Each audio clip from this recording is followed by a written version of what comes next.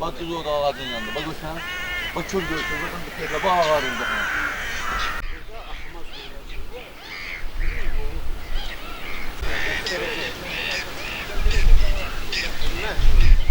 İdarə şumladı. Bu yeri 11 hektar yeri Sabirabad rayon idarəsi şumladı. Bütöv mal aladı, baraz aladı, kanalladı.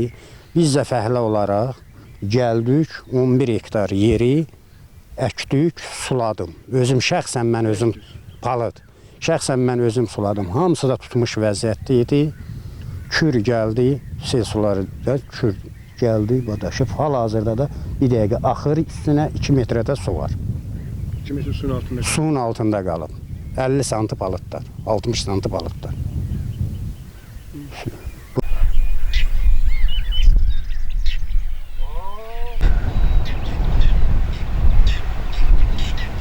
Ne demiyorsun daha? Çok lan size. Burada yer var Cabra baba oğlum.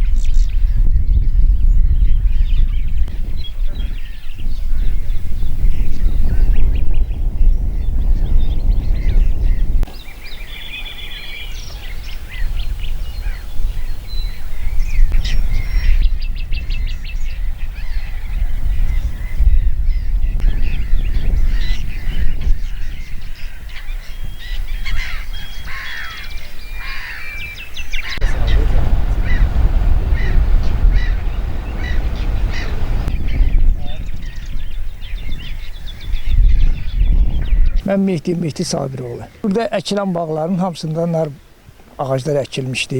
Yəni cəmaət öz dolanışıqları üçün. İndi gələn bu kür həmin bu nar bağların aldı cənginə. Başqa. Yəni hamısı məhv olub ya necə? İndi məhv olmağın haqqında deyə bilmirəm. Çünki hələ ki bu su 2 gündür bu ərazilərə daxil olub. Onun üçün də mən onun məhv üçün indi hələ sənə dəqiq məlumat verə bilmərəm. Onun üçün gərək bu su burada bir 5 gün, 10 gün qalandan sonrasına həqiqətən o nar bağları burada dəqiq tələf olacaq.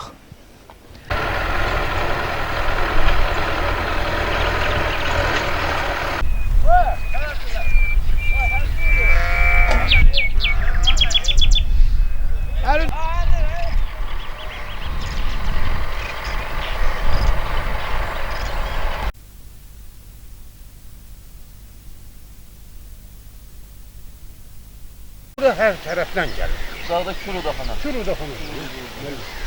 Suba buradan görüşür və suyu görüşür. Deməli oradan gəlir bu həm də.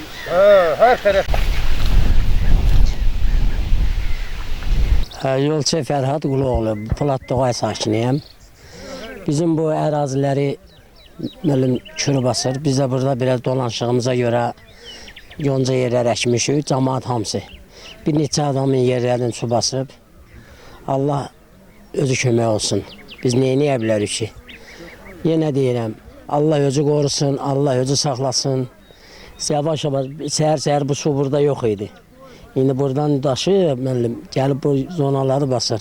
Yavaş-yavaş burada da tökülüşüblər, əziyyət çəkiblər də cəmaat otun biçib, daşıyır, mal-heyvan saxlayırlar. Mal-heyvan, bu cəmaat ancaq mal-heyvanla məşğul olur.